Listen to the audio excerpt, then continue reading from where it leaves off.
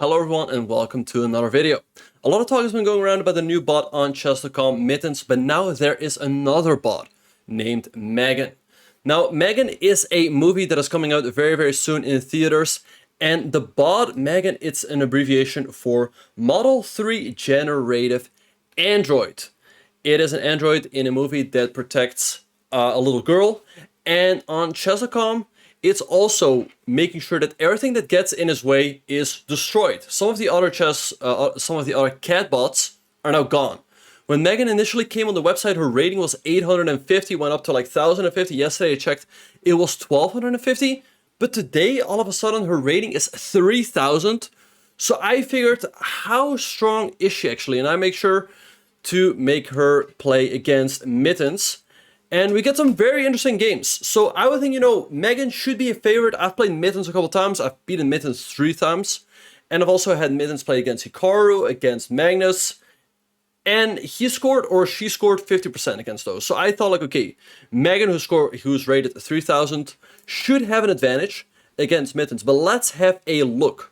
In the first game where Megan played with the white pieces, she opened the game with one e4, and Mittens responded with the move c5, knight f3 and knight c6, d4, takes, knight f6, knight c3, and e5, known as the Sveshnikov defense of the Sicilian opening.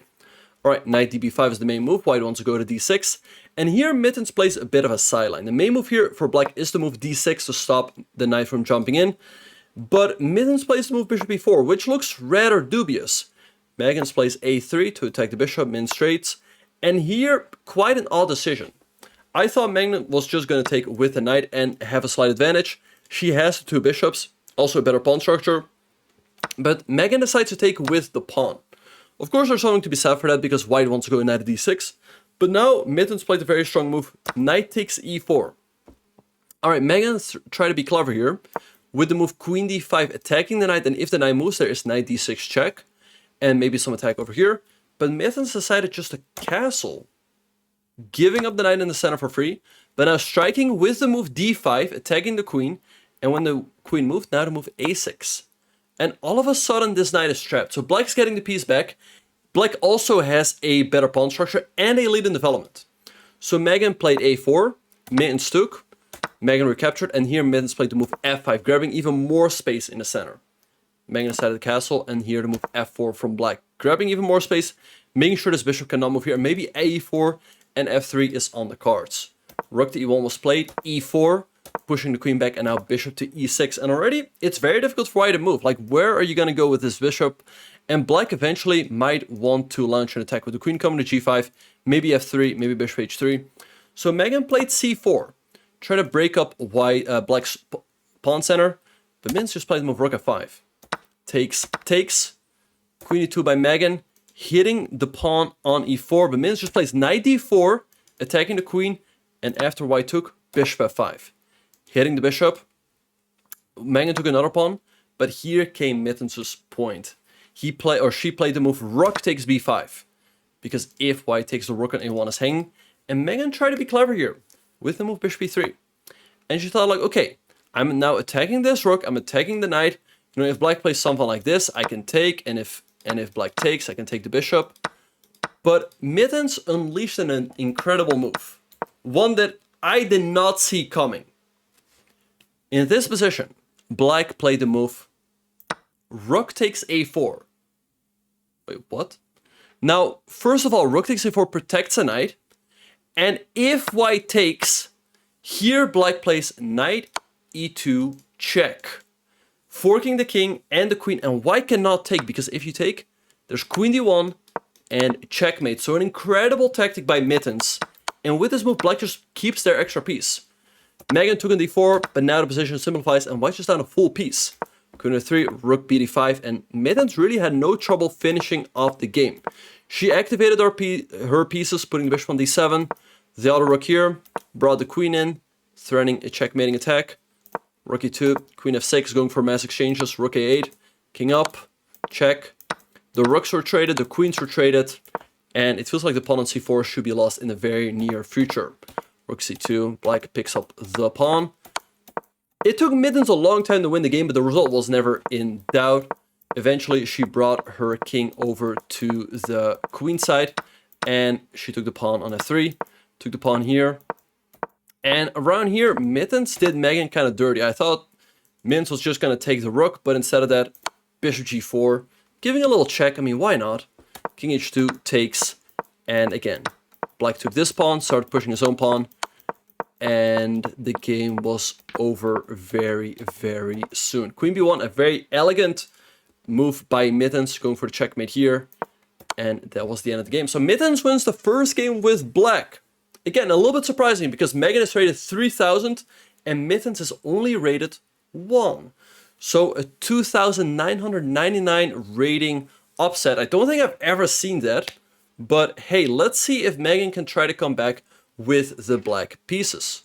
So let's have a look. And this game again, Mittens opened the game with 1e4 and Megan responded with c5. Knight f3, e6, d4. And here we have what's called the Taimana variation of the Sicilian. Bishop e2, a6, bishop e3. There's a lot of setups that white can go for. Bishop e2 and bishop e3 is one of the classic setups. White can also go for something like bishop e3 and queen e2. This is called the English attack. Or bishop e3 and queen f3, which has become very popular in recent years. But bishop e2 and bishop e3 is one of the classic main lines. Knight f6, short castles, and bishop b4. The other main move is the move bishop e7. And here, after bishop b4, the main move is to go knight a4, with the idea of to take, and knight b6. Mittens goes for a bit of a sideline by taking and going f4. And I was not 100% sure, like, how accurate is this? Because Megan takes on c3 and takes on e4, but Mittens has completely evaluated the position correctly. It just goes bishop d3, attacking the knight, and it turns out that white has more than enough compensation for the pawn due to the strong bishop pair. I thought that maybe Megan should just move back, but after queen f3, white still has a pretty strong initiative. For example, castles, bishop d4, and the bishops are pretty scary on these diagonals. But Megan goes d5, but now Mittens just takes on e4 and plays bishop c5, making sure that black cannot castle. And I thought Megan should maybe play something like f6, king f7, try to artificially get the king out of the center. But white probably still has a pleasant advantage, but Megan just played the move e5.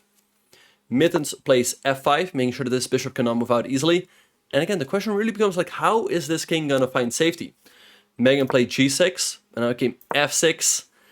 And again, it feels like the king's just completely stuck here. Bishop e6, queen e2, and even though white's down a pawn, there's nothing really that black can do, and Mittens is just gonna slowly increase the pressure until black crumbles. Queen a5, queen e3, rook b8, rook a b1, trading off a pair of rooks, and now this rook can infiltrate the black position. Queen c7, and Mittens just takes the pawn. a5, rook d1, bishop d5, the queen swings back to a4, bishop e6, and bishop e7. A very nasty move by Mittens.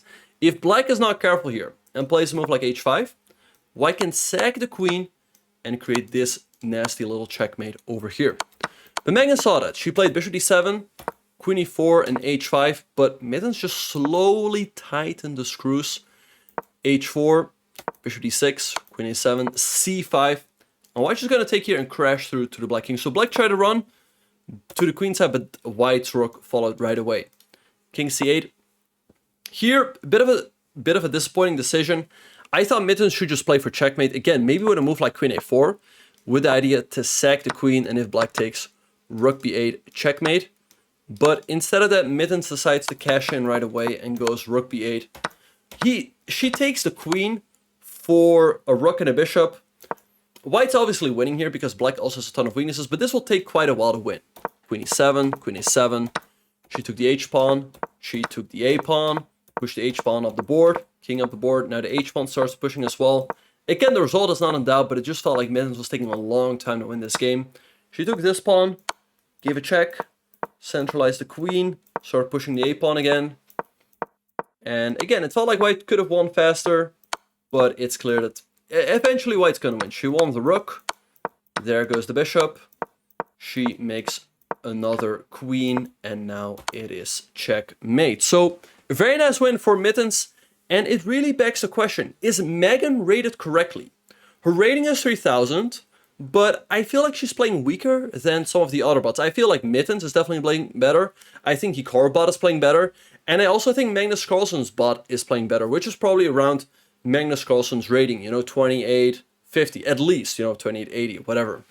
So, I don't know, maybe Megan will get even stronger in the next couple of days. Let me know what you guys think at any rate. I think it's pretty cool that we have a new bot. And also, yeah, then the movie's gonna come out pretty soon. So, who knows what's gonna happen? Is Mittens gonna disappear? Just like the other bots? Or will there be an epic clash between these two? Will Megan get even stronger? Let me know what you guys think in the comments. And I will see you guys in the next video.